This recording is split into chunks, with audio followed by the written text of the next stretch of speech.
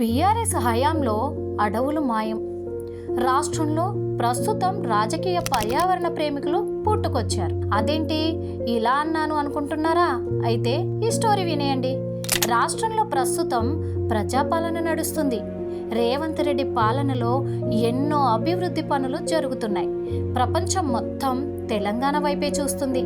అయితే ప్రస్తుతం కాంగ్రెస్ పాలనలో పర్యావరణానికి పెనుముప్పు వాటిల్లిందని, రేవంత్ రెడ్డి గారి పాలనలో చెట్లు, వన్యప్రాణులు అంతరించిపోతున్నాయని అంటూ బీఆర్ఎస్, బీజేపీ పార్టీలు మైకుల ముందు సోషల్ మీడియాలో తెగ ఆయాసపడుతూ స్పీచ్లు ఇస్తున్నారు. వాళ్ళు మాట్లాడేదే కాక విద్యార్థులను రెచ్చగొట్టి సోషల్ మీడియాలో కూడా ఫేక్ న్యూస్ను ప్రచారం చేసే పనిలో బిజీగా ఉన్నారు. అయితే ఇప్పుడు మనం 10 ఏళ్ల బీఆర్ఎస్ హయాంలో అడవులు ఎలా మాయమయ్యాయో తెలుసుకుందాం. ఫస్ట్ మనం కాంక్రీట్ జంగిల్గా మారిన బుద్వేల్ గురించి మాట్లాడుకుందాం. గత బీఆర్ఎస్ ప్రభుత్వం 3.47 ఎకరాల నుంచి 14.37 ఎకరాల విస్తీర్ణత ఉన్న 17 ప్లాట్లను వేలం వేసింది. ఒకప్పుడు హైదరాబాద్ నగరానికి మంచినీటిని అందించిన హిమాయత్ సాగర్ పక్కనే ఈ స్థలం ఉంది. అంతేకాదు అగ్రికల్చర్ వర్సిటీని ఆనుకొని ఉన్న ఈ ప్రాంతం మొత్తం పచ్చని గుట్టలతో, ప్రకృతితో ఉన్న ఆహ్లాదకరమైన ప్రదేశం. అయితే ఫ్లోర్ స్పేస్ ఇండెక్స్కు ఎలాంటి పరిమితులు లేవు అంటూ గత బీఆర్ఎస్ ప్రభుత్వం ఇక్కడి భూములను వేలం కూడా వేసింది. మల్టిపుల్ యూజ్ జోన్గా పరిగణించింది. ఇష్ట రీతిన ప్రాజెక్టులు చేపట్టేందుకు అవకాశం కూడా కల్పించింది.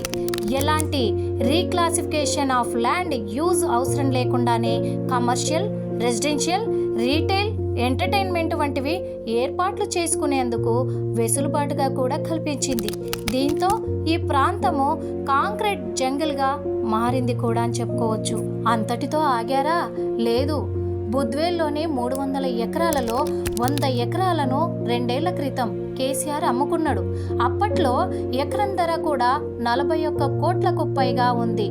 అన్ని ఎకరాలను అమ్ముకొని లక్షలాది చెట్లను నరికి, గుట్టలను చదును చేసి, చెరువులను పూడ్చేసి, వన్యప్రాణులకు నష్టం చేస్తే పర్యావరణం గుర్తుకు రాలేదు.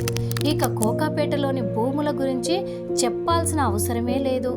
ఎకరం 100 కోట్లు పలికిందని కేసీఆర్, కేటీఆర్ మైకులు అరిగిపోయేలాగా డబ్బా కొట్టుకున్నారు కూడా. ఇక 5 ఏళ్ల క్రితం వరంగల్లో కేసీఆర్ ఓ పబ్లిక్ మీటింగ్ పెట్టిండు. మీటింగ్ పెడితే ఇబ్బందేమీ లేదు, కానీ అసలు ట్విస్ట్ ఇక్కడే ఉంది. మన కేసీఆర్కి అప్పట్లో ఢిల్లీలో చక్రం తిప్పాలని చూసిండు. దానికోసం సెంటిమెంట్గా వరంగల్లో మీటింగ్ కూడా పెట్టిండు. అయితే దానికోసం వందలాది ఎకరాల్లో లక్షలాది చెట్లను నరికించిండు. 100 ఏళ్లకు పైగా పెరిగిన పెద్ద పెద్ద మానులను సైతం పూకటి వేళ్లతో పికిలించేశారు. అది కప్పిపుచ్చుకోవడానికి ఆ పార్టీ నాయకులే మళ్ళీ ఒక పక్క చెట్లను పెంచుదాం, పర్యావరణాన్ని కాపాడదామని హరితహారం అంటూ సెల్ఫీలకు ఫోజులిచ్చేవాళ్ళు. అప్పుడు వీళ్లకు గుర్తుకు రాలేదా పర్యావరణ పరిరక్షణ బాధ్యత? ఇక మరోవైపు కాళేశ్వరం పేరుతో కూలేశ్వరం కట్టారు. కానీ కాళేశ్వర ప్రాజెక్టు, పంపు హౌజులు, మిషన్ భగీరథ, పైప్ లైన్లు తదితర అవసరాలకు వేలాది హెక్టార్ల అటవీ భూమిని నాశనం చేశారు. 2018 లెక్కల ప్రకారం 11,707 హెక్టార్ల అటవీ భూమిని బీఆర్ఎస్ ప్రభుత్వం ధ్వంసం చేసింది. ఏపుగా పెరిగిన చెట్లు, వృక్షాల నరికివేతలో తెలంగాణ ఫస్ట్ ప్లేస్లో ఉన్నది. దేశం మొత్తం మీద 2015 నుంచి 2020 మధ్య 5 ఏళ్ల కాలంలో 1.7 కోట్ల చెట్లను నరికివేతకు గురైతే తెలంగాణ అత్యధికంగా 16.51 లక్షలతోటి మొదటి స్థానంలో నిలిచింది. ఏ రాష్ట్రంలోనూ ఇంతటి భారీ స్థాయిలో చెట్లను నరికివేత చోటు చేసుకోలేదు. ఇక దేశంలో చెట్లను తొలగించిన ప్రభుత్వ జాబితాలో 2018-19 సంవత్సరంలో మన కేసీఆర్ టాప్గా నిలిచారు.